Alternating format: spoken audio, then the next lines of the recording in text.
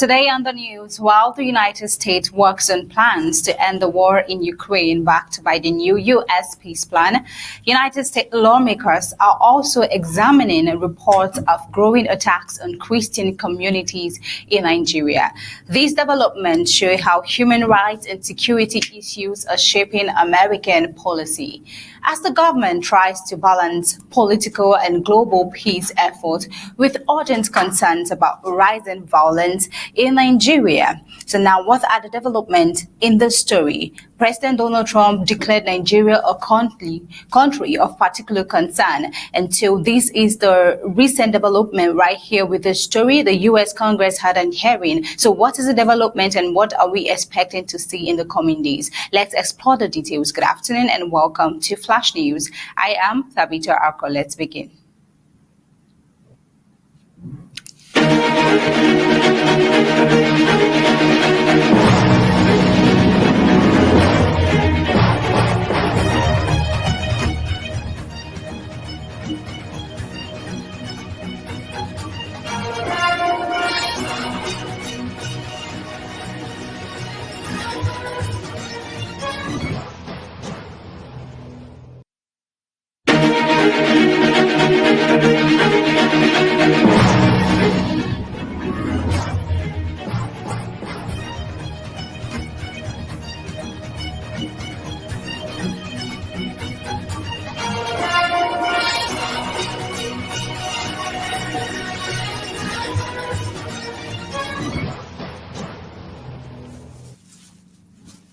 The White House on Thursday said a United States drafted peace proposal being discussed with Russia and Ukraine offers mutual benefit to both countries, dismissing concerns that the plan aligns too closely with Moscow's demands. Press Secretary Caroline Leavitt confirmed that President Donald Trump supports the proposal, which has been under negotiation for a month by his special envoy Steve Witkoff and Secretary of State Marco Rubio. She said the administration is in ongoing talks with officials in Kyiv and Moscow to identify terms both sides could accept. Russia and Ukraine. Let's take a look.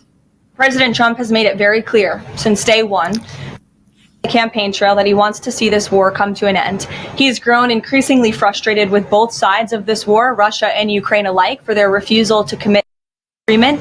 But nevertheless, the president and his national security team are steadfast in seeing this war come to an end, to end the killing and deliver on the president's promise. Special Envoy Witkoff, Marco Rubio, have been working on a plan quietly for about the last month. They've been engaging with both sides, Russia and Ukraine, equally to understand what these countries would commit to in order to see a lasting and durable peace. Confirmation follows reports that the United States has presented a draft plan to Ukrainian President Volodymyr Zelensky. Details obtained by AFP from a source familiar with the proposal indicate that it includes several elements long pushed by Russia, including Ukrainian territorial concessions and restrictions on the country's armed forces. Caroline Leavitt declined to release specifics but rejected suggestions that the proposal disadvantages Ukraine. She said Witkoff and Rubio held meetings with Ukrainian representatives in the past week as part of Washington's diplomatic efforts regarding this matter. Now, the White House said President Donald Trump remains determined to secure an agreement to end the war, despite growing frustration with both sides. The president has repeatedly pledged to conclude the conflict shortly after taking office in January. Ukraine said on Thursday it is prepared to continue working with the United States on the plan and expect to discuss the document with Trump in the coming days. So now, according to information shared with AFP, the draft contains about 28 points, including the recognition of Crimea and other territories currently held by Russian forces. Russia controls roughly 20% of Ukraine, including including 5 regions it claims to have annexed. And Russia claiming this territory, would Zelensky accept? This has been the battleground. This has been a serious war between these two nations. But then we'll get to know if Zelensky would definitely accept or bow to the pressure or even succumb to this plan. Now, moving ahead, in Nigeria, bringing you update with the current Christian genocide, as stated by the President of the United States. U.S. lawmakers on Wednesday questioned Nigeria's ability and political will to cope with worsening insecurity, raising concerns over targeted attacks and the government's response. The comments came during a congressional hearing reviewing Nigeria's redesignation as a country of particular concern. Legislators said rising extremist violence in the North and Middle Belt showed no significant improvement and criticized what they described as weak action from the president of Nigeria. They also accused Nigerian officials of downplaying the crisis during meetings in Washington. Representative Bill Huzanga said the scale of killings remained alarming and warned against underestimating the threat. Representative Andy Olszewski pressed for closer scrutiny of Nigeria's capacity to protect Christian communities and urged the United States to reassess its long-term support strategy. Let's take a listen. In Nigeria, they're terrorizing moderate Muslims, they're terrorizing Christians, and they are targeting Christians. That cannot be disputed. And while we see many people trying to emphasize the outside issues, lifestyle, who owns land, who is the herder, et cetera, they want to emphasize that those are the key drivers and that they're the key drivers of everything but religion. And I and many others, and I'm not just talking about those of us on this committee or Americans, I'm talking about religious leaders in Nigeria, believe religion is one of, if not the main driver of targeted violence right now. Religion has been a very focal, central problem when it comes to the current tensions ongoing in Nigeria. Lawmakers raised concerns over the halt of a State Department-funded peace-building program, the Nigerian Youth Care, which aimed to bring Christian and Muslim youth together.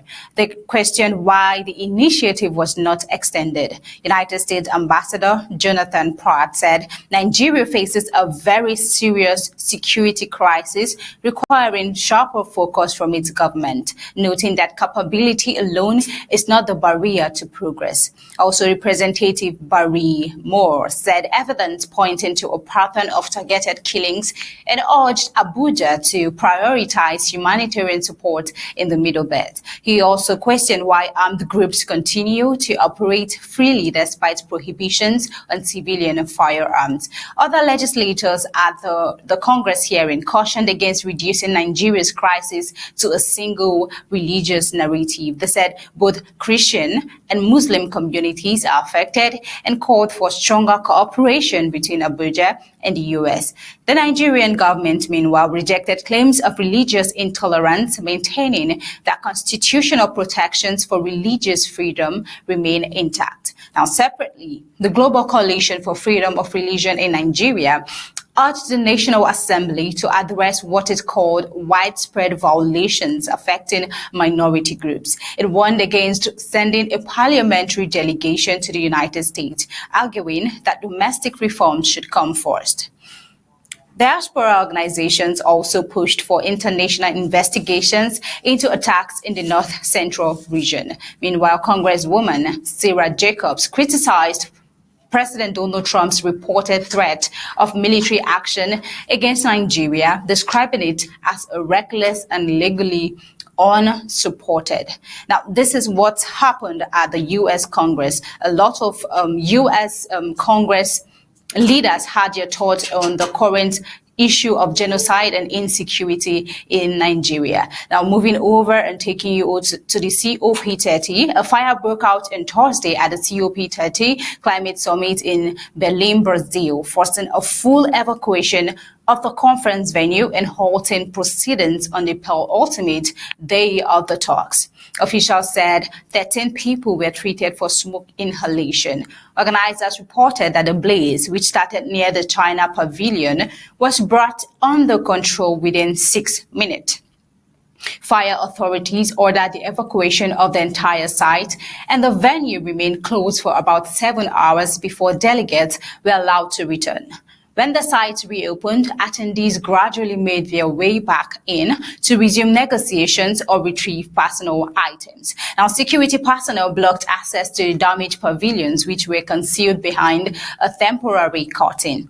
According to on-site officials, the fire began along a wall close to several Africa pavilions and the Climate Live Entertainment plus Culture Pavilion. The flames spread quickly through nearby structures, which were made of reinforced canvas or fabric.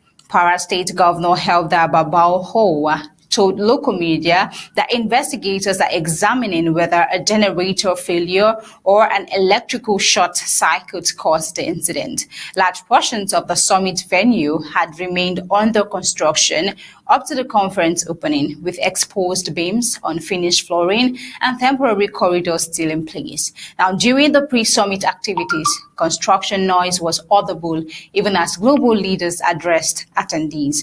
One volunteer from Belem said she had been on a break when she saw smoke and was escorted outside by security. She described widespread concern among local staff about the impact of the incident on Brazil's image as host. Now, this is the destructive, we would say, situation that happened at the climate summit in Brazil. But did it really cause a damage to their image? We'll get to know. Now, moving over to Sudan. In Sudan, Sudan Sovereign Council, led by Army Chief Abdel Fattah Abdul-Rahman al-Burhan, announced Wednesday that it is prepared to work with the United States and Saudi Arabia to advance efforts to end the country's 2-year conflict. The council thanked both nations for their continued push to halt the fighting and said it is ready to participate in renewed peace initiatives. The declaration followed United States President Donald Trump's recent indication that Washington is willing to coordinate with Saudi Arabia, the United Arab Emirates, and Egypt to help resolve the war between Sudan's army and the Rapid Support Forces. The conflict, which erupted in April 2023, has been marked by widespread abuses and mass displacement. President Donald Trump made a statement at this summit. Let's take a look.